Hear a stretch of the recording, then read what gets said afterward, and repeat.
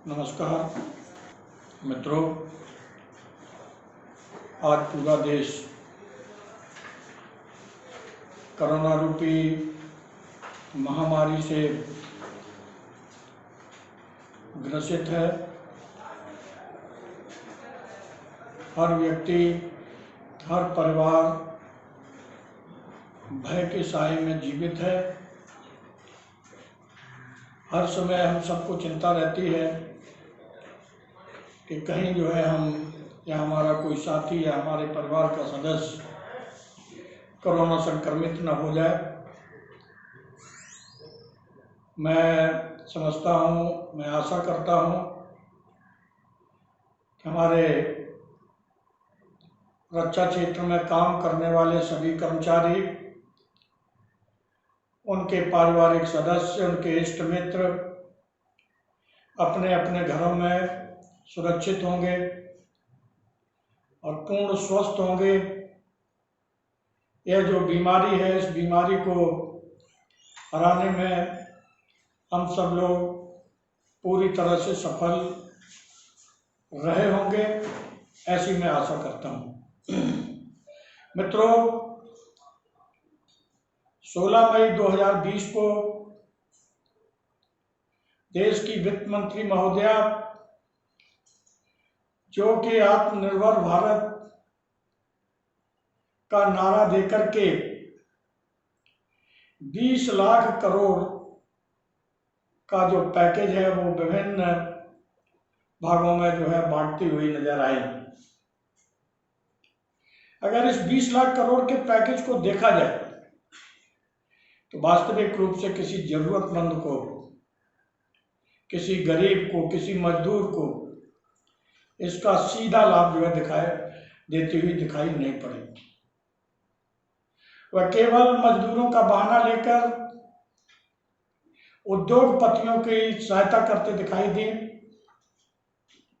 वो चाहे छोटे उद्योग हों, चाहे बड़े उद्योग हों, उनकी तरफ ही उनका पूरा ध्यान रहा। गरीब और मजदूरों के प्रति सहानुभूति कम दिखाई दी। किसानों को कुछ दिया तो कर्जे के रूप में।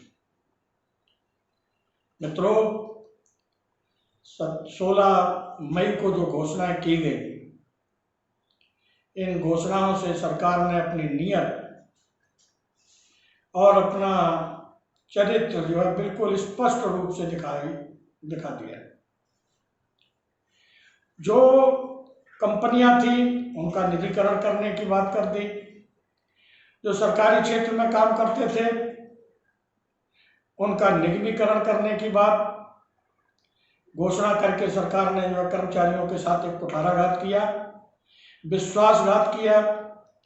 एक कहा जाए कि इस संक्रमण काल में उनको एक तरह से हतोत्साहित करने का काम किया। आज रक्षा क्षेत्र का कर्मचारी अपने को ठगा हुआ महसूस करता है। सरकार, जिसके साथ पिछले वर्ष हम लोगों ने ऐतिहासिक हड़ताल करके सरकार को पीछे किया था, लेकिन इस संक्रमण काल में जब उन्होंने देखा कि इस समय कोई विरोध भी नहीं हो सकता, हम इसकी घोषणा कर दें, और उन्होंने हमारे ऑर्डिनेंस फैक्ट्री बोर्ड का निगमीकरण करने की बात की। उन्होंने डिफेंस के अंदर 74% एफडीआई की घोषणा भी कर दी। मित्रों, हालांकि ये लड़ाइयां सरकार के गठन से, प्रारंभ काल से ही हम लड़ते चले आ रहे हैं। मई 2014 में सरकार का गठन हुआ, पहले ही दिन जो कॉमर्स मिनिस्ट्री का तरफ से एजेंडा था, इसमें रक्षा क्षेत्र के एफडीआई और निगमीकरण का मामला था। उसका उस समय हम लोगों ने विरोध किया। उस समय के जो रक्षा मंत्री स्वर्गीय अरुण जेटली जी थे, उनके साथ हमारी 2-3 दौर की वार्ता हुई और उन्होंने स्पष्ट रूप से हम लोगों को कहा था कि जो पिछली सरकार के टाइम का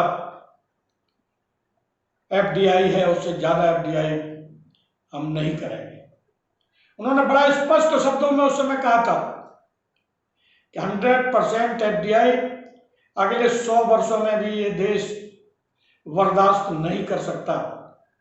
इसलिए हम जो है एफडीआई जो पिछली सरकार ने जितना किया है 49% डायरेक्ट रूप से हम वही रखने वाले हैं। कारपोरेशन के संबंध में भी उन्होंने कहा कि हमारे पास फाइल जरूर आई थी लेकिन हमने उसको वापस कर दिया। आप सबको ध्यान होगा कि उस समय कॉमर्स मिनिस्टर कौन था? आज की वित्त मंत्री महोदया जो उस समय जो कॉमर्स मिनिस्टर थी। हमने अरुण जेटली जी से उस समय जो अपने आयुध कारखानों की रक्षा की। इसके बाद इस देश के रक्षा मंत्री श्रीमान मनोहर पार्कर जी बनते हैं। उनके सामने भी ये फाइल कॉमर्स मिनिस्ट्री के द्वारा बढ़ाई जाती है और उस समय जो है भारतीय प्रतिरक्षा मजदूर संघ माननीय मनोहर पार्कर जी से वार्ता करता है। मनोहर पार्कर जी बहुत स्पष्टवादी आदमी थे, आज हमारे बीच में नहीं। हम सभी इस बात से दुखी हैं कि शायद वो आज होते तो अर्नेस्ट मैक्टी का स्वरूप कुछ और ही होता। उन्होंने स्पष्ट ढंग से कहा था कि आयुध निर्माणियों का निगमीकरण करने से कोई लाभ नहीं हो सकता। एफडीआई यहां पर आ नहीं सकती। केवल और केवल उन्होंने उस समय कहा था कि आयुध निर्माणियों का अगर ज्वाइंट वेंचर करके और इसी सरकारी क्षेत्र में रखते हुए इनको काम किया जाए, इनको जो है नई टेक्नोलॉजी ज्वाइंट वेंचर के द्वारा ला करके दी जाए तो ये और बेहतर ढंग से काम कर सकते हैं। उनका ये विचार था। यानी कॉमर्स मिनिस्ट्री जिनके हाथ में थी वह जो है जब रक्षा मंत्री बनी तो उन्होंने अपने फार्मूले को लागू करने का प्रयास किया। हमारा कहने का तात्पर्य यह है कि रक्षा नीति जो है रक्षा मंत्रियों के साथ साथ बदलती गई। मुझे लगता है कि हमारी वर्तमान वित्त मंत्री श्रीमती निर्मला सीतारमण शुरू से ही हमारे आयुध कारखानों के खिलाफ रही। एक मीटिंग में मैंने उनको बोला था कि ये जो है आप जो कह रही हो, उन्होंने बयान दिया था कि हमारे देश में 100% एफडीआई के रास्ते जो है रक्षा क्षेत्र के लिए खुलने चाहिए। जब उनसे लाभ पूछा गया तो उन्होंने कहा कि हमारे देश में विदेशी पूंजी आएगी, पूंजी निवेश होगा, हमारे यहाँ कारखाने लगेंगे, हमारे देश के लोगों को रोजगार मिलेगा, हमारे सैनिकों को लड़ने के लिए नए नए हथियार मिलेंगे। हमने उस समय उनको कहा था कि मैडम ये मुंगेरी लाल के हसीन सपने देखने जैसा है। वह रक्षा मंत्रालय में आई और रक्षा मंत्रालय में आने के बाद जिस तरह का काम उन्होंने 2017 और 18 में किया, जहां पर जो है हमारे स्वर्गीय रक्षा मंत्री श्रीमान मनोहर पार्कर जी हमें 20,000 करोड़ का जो है ऑर्डिनेंस फैक्ट्री को बनाना चाहते थे, लेकिन उस समय जब इन्होंने रक्षा मंत्रालय का प्रभार संभाला, हमारी वर्तमान वित्त मंत्री महोदया ने हमारे बजट के साथ जो है खिलवाड़ किया। हम जो 20,000 करोड़ की तरफ बढ़ रहे थे, हमारा जो है बजट घटा करके 6,000 करोड़ कर दिया। बहुत लड़ाई लड़ने के बाद 11-12 हजार करोड़ तक हमको लेकर के किसी तरह से गए। इन्होंने शुरू से रक्षा उत्पादन के साथ अन्याय करने का जो है प्रयास हमारी वर्तमान में जो वित्त मंत्री महोदया है इन्होंने किया। और आज उनके मुंह से ये घोषणा सुनकर मुझे 2014 याद आ गया कि 2014 में जो दो महान हस्तियां थी, स्वर्गीय अरुण जेटली, स्वर्गीय मनोहर पार्कर जी, जिनके कारण हम रक्षा कारखानों को बचाने में सफल हुए थे। मित्रों, इस सरकार की एक और खास बात है कि इस सरकार में माननीय प्रधानमंत्री जी और माननीय गृह मंत्री जी, माननीय रक्षा मंत्री जी, हमारे वित्त मंत्री महोदया, इनकी सोच क्या है? किसी भी सरकार की एक नीति होती है। अरुण जेटली जी की रक्षा क्षेत्र में दूसरी नीति, मनोहर पार्कर जी ने बिल्कुल ऑर्डिनेंस फैक्ट्री के बारे में स्पष्ट सोचा। अरुण जेटली जी से भी हम बचाने में सफल हुए थे। और तीसरी जो हमारी रक्षा मंत्री बने और रक्षा मंत्री बनने के बाद उन्होंने जिस तरह का खेल खेला और अपने वित्त मंत्रित्व काल में आकर के जो है हमारा निगमीकरण का उन्होंने जो है एक आदेश पारित कर दिया। मैं माननीय प्रधानमंत्री महोदय से निवेदन करना चाहूँगा, गुजारिश करना चाहूँगा कि एक नीति होनी चाहिए। रक्षा क्षेत्र में जिस तरह से शुरू से उहापोह की स्थिति बनी है, जिससे रक्षा क्षेत्र का बहुत बड़ा नुकसान हुआ है।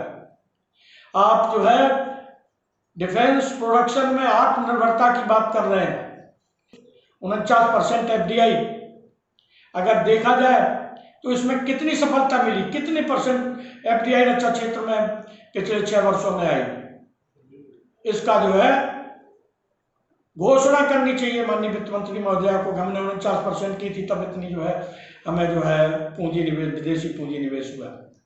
मैं इस अवसर पर ये कहना चाहता हूँ कि ये जो 74% आपने इस उद्देश्य से किया है कि हमारे देश में विदेशी पूंजी निवेश होगा, ये जो है सपना आपका धरा का धरा रह जाएगा।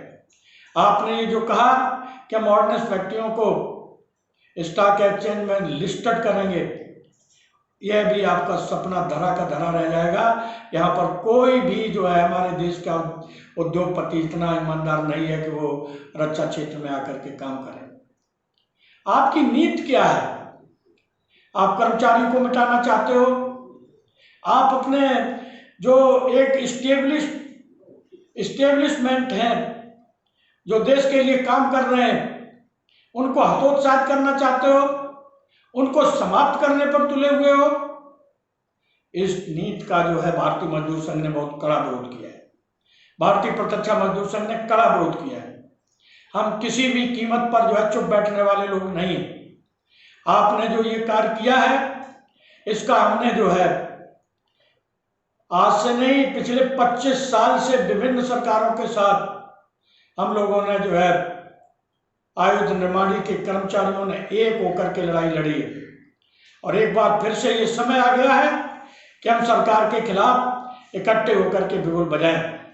और इसके लिए जो है तीनों महासंघ, हमारी जो एसोसिएशंस हैं, उनके साथ हम लोगों की वार्ताएं हुई। हम निश्चित रूप से एक बड़े आंदोलन की तरफ जाने वाले हैं। इसके पहले हमने जो है सरकार को पत्र लिखा है कि आप जो है आत्मनिर्भर भारत की बात करते हो और जो है रक्षा क्षेत्र में हमें आप जो है विदेशी पूंजी निवेश के ऊपर ले जाने की बात करते हो। ये कभी जो है आपकी दोहरी बातें हैं, दोहरा चरित्र है, इससे आप लोगों को बाज आना चाहिए। आज के इस अवसर पर मैं अपने युवा वर्ग को कहना चाहूँगा, निश्चित रूप से भय का वातावरण आपके अंदर है, भयभीत होना स्वाभाविक है।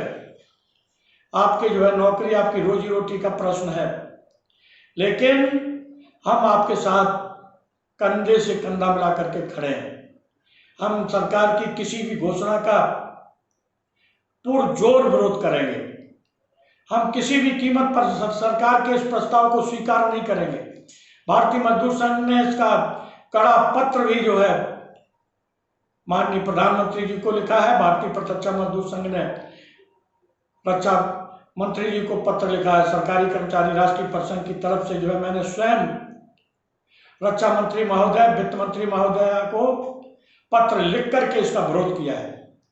आप किसी भी तरह के जो है भयभीत न हो, नकारात्मक बातें अपने मन में न लाएं। नकारात्मकता से हमेशा आंदोलन कमजोर होते हैं, विफल होते हैं, इसलिए नकारात्मकता नहीं आनी चाहिए। आप सब हमारे कार्यकर्ता, हमारी पूंजी है। हम एक भी व्यक्ति को मिस नहीं करना चाहते, खोना नहीं चाहते।